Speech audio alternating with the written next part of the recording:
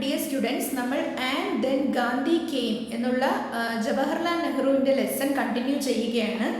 The main supports of the British rule were fear, prestige, the non cooperation of the people and certain classes that benefited from the British rule. അതായത് ആ സമയത്ത് British ഭരണത്തെ സഹായിച്ചിരുന്ന ഇന്ത്യയിലെ ചില വിഭാഗങ്ങൾ ഉണ്ടായിരുന്നു. അതായത് ഒന്നാമത്തേത് ഭയം, ബ്രിട്ടീഷുകാരോടുള്ള ഭയം. പിന്നെ the non cooperation of the people and certain classes, അതായത് ബ്രിട്ടീഷുകാരുടെ ഭരണം കൊണ്ട് ഗുണം കിട്ടുന്ന ചില വിഭാഗങ്ങളും ബ്രിട്ടീഷുകാരെ സപ്പോർട്ട് ചെയ്തിരുന്നു. ഗാന്ധി അറ്റാക്ട് ദീസ്, ഈ കാര്യങ്ങളെയാണ് ഗാന്ധിജി അറ്റാക്ക് ചെയ്തത്. He asked the title holders to give up their titles. ഗാന്ധിജിയുടെ ഒരു ടെക്നിക്ക് എന്ന് പറഞ്ഞാൽ ടൈറ്റിൽ ഹോൾഡേഴ്സിനോട് ടൈറ്റിൽസ് ഉപേക്ഷിക്കാൻ പറഞ്ഞു. അതായത് ബ്രിട്ടീഷുകാർ ചാർത്തി കൊടുത്തിരിക്കുന്ന കുറേ ലേബലുകൾ, കുറേ ശീർഷകങ്ങൾ ഉണ്ടായിരുന്നു, അതൊക്കെ സറണ്ടർ ചെയ്യാൻ, അതായത് അതൊക്കെ ഉപേക്ഷിക്കാൻ ഗാന്ധിജി ആവശ്യപ്പെട്ടു. only a few responded, അതിൽ കുറച്ച് ആൾക്കാർ അതിൽ പ്രതികരിച്ചു. But the popular respect for the British given titles disappeared. ഇതിൻ്റെ ഫലമായിട്ട് ബ്രിട്ടീഷുകാർ ചാർത്തി കൊടുത്ത കുറേ ടൈറ്റിൽസിൻ്റെ ഒരു ഇമ്പോർട്ടൻസ്, അതിൻ്റെ പ്രാധാന്യം നഷ്ടപ്പെട്ടു. New standards and values were set up. പുതിയ നിലവാരവും പുതിയ മൂല്യങ്ങളും ഉണ്ടാക്കിയെടുത്തു Gandhiji. Suddenly, the luxury and the glory of the Viceroy's court looked very ridiculous. വൈസ്രോയുടെ കൊട്ടാരത്തിൻ്റെ ലക്ഷറി, അതായത് ആഡംബരവും ഗ്ലോറിയും മഹത്വവും എല്ലാം തന്നെ വളരെ അപഹാസ്യപരമായിട്ടുള്ള നിലവാരത്തിലേക്ക് താഴ്ന്നുപോയി. Rich men became reluctant to show off the riches. അതായത് പണക്കാർക്ക് തങ്ങളുടെ പണത്തിൻ്റെ ഹുങ്ക് കാണിക്കാൻ അവർക്ക് റിലക്റ്റൻ്റായി, അതായത് അവരെ സംശയിച്ചു, അവരെ പുറത്ത് കാണിക്കാൻ മടിച്ചു. Many adopted simpler ways and in their dress they were almost undistinguishable from the ordinary people. അപ്പോൾ ആൾക്കാർ, ബ്രിട്ടീഷുകാർ പ്രോത്സാഹനം കൊടുത്തിരുന്ന ഡ്രസ്സുകൾ ഉപേക്ഷിച്ചു. പിന്നീട് പണക്കാരെയും പാവപ്പെട്ടവരെയും തമ്മിൽ തിരിച്ചറിയാൻ പറ്റാത്ത രീതിയിൽ അവർ ഡ്രസ്സ് ചെയ്യാനായിട്ട് തുടങ്ങി. He sent us to the villages and countryside with many new messages of action. ഗാന്ധിജിയുടെ നേതൃത്വത്തിൽ കോൺഗ്രസ്, അതായത് നാഷണലിസ്റ്റുകൾ, ദേശീയവാദികൾ നാട്ടുംപുറങ്ങളിലേക്കും വില്ലേജുകളിലേക്കും നാട്ടുംപുറങ്ങളിലേക്കും ഒക്കെയും ഗാന്ധിജിയുടെ ആശയങ്ങൾ പ്രചരിപ്പിക്കാനായി എത്തിച്ചേർന്നു. The peasants began to come out of their shells. സാധാരണ കൃഷിക്കാർ അവരുടെ ഷെല്ലുകളിൽ നിന്നും പുറത്തു വരാൻ തുടങ്ങി. The effect on us was also great. ഗാന്ധിജിയുടെ ഒരു ഇൻഫ്ലുവൻസ് ഈ ഒരു ഗ്രൂപ്പിനെ, അതായത് കോൺഗ്രസിനെ, നാഷണലിസ്റ്റുകൾക്ക് മേലുണ്ടാക്കിയ ഇൻഫ്ലുവൻസും വളരെയധികമായിരുന്നു. For the first time we saw the villager in his mud hut with poverty always following him. ഇവർ കണ്ടതെന്താണ്? ദാരിദ്ര്യത്തിൽ കഷ്ടപ്പെടുന്ന സാധാരണ കൃഷിക്കാരെയാണ് കണ്ടുമുട്ടിയത്. We learned Indian economics more from these visits than our books. പുസ്തകങ്ങളിൽ നിന്ന് പഠിച്ചതല്ല, നേരിട്ട് പോയി അന്വേഷിച്ചപ്പോൾ കണ്ടത്. ഇന്ത്യൻ ഇക്കണോമി, അതായത് ഇന്ത്യൻ സാമ്പത്തികത്തെ പറ്റി ഈ കൃഷിക്കാരുടെ കഷ്ടപ്പാടുകൾ കണ്ടപ്പോൾ കൂടുതൽ മനസ്സിലായി. The emotional experience was great and there was no going back to our old life and our old standards. ഇത് ഉണ്ടാക്കിയ ഇമോഷണൽ എക്സ്പീരിയൻസ് അല്ലെങ്കിൽ വൈകാരികമായിട്ടുള്ള അനുഭവം എന്ന് പറഞ്ഞാൽ വളരെ വലുതായിരുന്നു. ഈ ഒരു എക്സ്പീരിയൻസിന് ശേഷം നമ്മൾ, അതായത് നാഷണലിസ്റ്റുകൾ, നമ്മളുടേതായ പഴയ ഒരു ചിന്താഗതിയിലേക്ക് പോകാൻ മടിച്ചു. ഞങ്ങൾക്കൊരു പുതിയ മാറ്റമാണ് അതുകൊണ്ട് ഉണ്ടായത് എന്നാണ് ജവഹർലാൽ നെഹ്റു പറയുന്നത്. What kind of India did Gandhiji want? Gandhiji എങ്ങനെയുള്ള ഒരു ഇന്ത്യയാണ് ആഗ്രഹിച്ചത്? He said he would work for an India where the poorest shall feel that it is their country. അദ്ദേഹം പറഞ്ഞത്, അദ്ദേഹം ആഗ്രഹിക്കുന്ന ഇന്ത്യയിൽ ഏറ്റവും ദരിദ്രനായിട്ടുള്ള ആളിന് ഇത് എൻ്റെ രാജ്യമാണ് എന്ന് തോന്നുന്ന ഒരു മാനസിക തലത്തിൽ എത്തിച്ചേരണം. In its making, they will have an effect effective voice. ഇന്ത്യയുടെ പുരോഗമനത്തിൽ ഒരു ദരിദ്രന് പോലും അവരുടേതായിട്ടുള്ള കോൺട്രിബ്യൂഷൻ ഉണ്ടായിരിക്കണം. There will be no high classes and low classes. High class ആൾക്കാരെന്നും ലോ ക്ലാസ് ആൾക്കാരെന്നും എന്നൊരു തരംതിരിവ് ഉണ്ടാവാൻ പാടില്ല. All communities should live in harmony. എല്ലാ സമുദായങ്ങളും ഒത്തൊരുമയോടുകൂടി കഴിയണം. There will be no untouchability. തൊട്ടുകൂടായ്മ അല്ലെങ്കിൽ ജാതി, ഉയർന്ന ജാതി താഴ്ന്ന ജാതി അങ്ങനെ ഒരു വേർതിരിവ് ഉണ്ടാവാൻ പാടുള്ളതല്ല. There will be no intoxicating drinks and drugs. ഒരു തരം ലഹരിയും ഉണ്ടാവാൻ പാടില്ല, ലഹരി വസ്തുക്കളുടെ ഉപയോഗം പാടില്ല.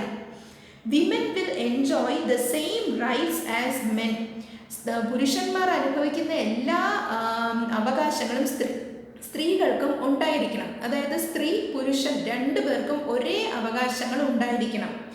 Although he was proud of his Hindu inheritance, he tried to make it universal, which would include all religions within its hold. അതായത് ഗാന്ധിജി ഹിന്ദു ഇൻഹെറിറ്റൻസ്, അതായത് ഹിന്ദു അവകാശങ്ങളിൽ പ്രൗഡായിരുന്നു, അഭിമാനമുള്ള ആളായിരുന്നു. പക്ഷേ അദ്ദേഹത്തിൻ്റെ ആ ഒരു ചിന്തയെ എല്ലാ മതങ്ങളും ആ ഒരു ചിന്തയ്ക്കടിയിൽ എല്ലാ മതങ്ങളും വരണം എന്ന് ഉള്ള ഒരു രീതി അദ്ദേഹം കൊണ്ടുവന്നു.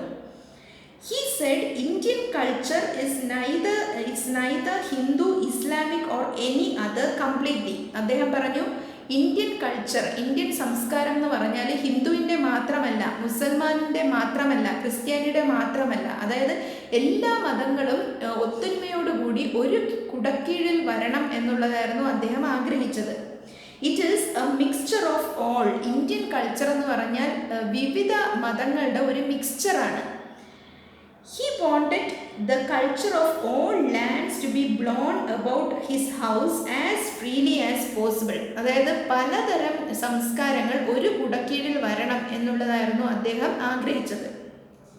But he refused to be blown off his feet by any. എന്നാൽ പുറത്തു നിന്നുള്ളൊരു ശക്തി തങ്ങളുടെ കാലുകൾ അവിടെ നിന്ന് മാറ്റിക്കളയാൻ പാടുള്ളതല്ല. അതായത് എല്ലാവർക്കും തുല്യ അവകാശം ഇവിടെ ഉണ്ടായിരിക്കണം.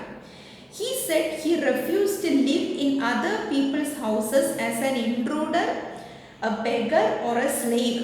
അദ്ദേഹം പറഞ്ഞു മറ്റൊരാളുടെ വീട്ടിൽ ഒരു നുഴഞ്ഞു കയറ്റക്കാരനായി, ഒരു ബെഗറിനെ പോലെ അല്ലെങ്കിൽ ഒരു ഇൻട്രൂഡറിനെ പോലെ, ഒരു നുഴഞ്ഞു കയറ്റക്കാരനെ പോലെ അല്ലെങ്കിൽ ഒരു സ്ലേവിനെ പോലെ, ഒരു അടിമയെ പോലെ ജീവിക്കാൻ എനിക്ക് ആഗ്രഹമില്ല. Although he was influenced by modern thoughts, he never let go his roots. അദ്ദേഹം ആധുനിക ചിന്തകൾ ഫോളോ ചെയ്തിരുന്നു, എങ്കിലും അദ്ദേഹം ഇന്ത്യൻ കൾച്ചറിൽ അദ്ദേഹം വേരൂന്നിയിരുന്നു. Gandhiji was full of vitality and self confidence. ഗാന്ധിജിയുടെ വ്യക്തിത്വം എന്ന് പറയുന്നത് വൈറ്റാലിറ്റി, അതായത് ചൈതന്യവും സെൽഫ് കോൺഫിഡൻസും ആത്മവിശ്വാസവും കൊണ്ട് നിറഞ്ഞതായിരുന്നു. He had an unusual kind of power. അദ്ദേഹത്തിന് ഒരു പ്രത്യേക തരം പവർ ഉണ്ടായിരുന്നു. He stood for equality and freedom of each individual. ഓരോ വ്യക്തിക്കും ഫ്രീഡവും ഇക്വാളിറ്റിയും തുല്യതയും ഉണ്ടായിരിക്കണമെന്നായിരുന്നു അദ്ദേഹം വാദിച്ചിരുന്നത്. He fascinated the masses of India and attracted them like a magnet. അദ്ദേഹം ഇന്ത്യയിലെ ജനങ്ങളെ അട്രാക്റ്റ് ചെയ്തു, ഒരു കാന്തം അട്രാക്റ്റ് ചെയ്യുന്നത് പോലെ ഇന്ത്യയുടെ ജനങ്ങളുടെ മനസ്സിനെ അദ്ദേഹം ഇൻഫ്ലുവൻസ് ചെയ്തു. For the people, he seemed to be a link between the past and the future, making the bad present a stepping stone for a future life of hope. അദ്ദേഹം ഗാന്ധിജി എന്ന് പറയുന്നത് ഇന്ത്യൻ ജനതയ്ക്ക് പാസ്റ്റും ഫ്യൂച്ചറും തമ്മിലുള്ള ഒരു ലിങ്കാണ്. അതായത് ഭൂതകാലവും ഭാവി കാലവും കൂടി കണക്ട് ചെയ്യുന്ന ഒരു ലിങ്കാണ് ഗാന്ധിജി.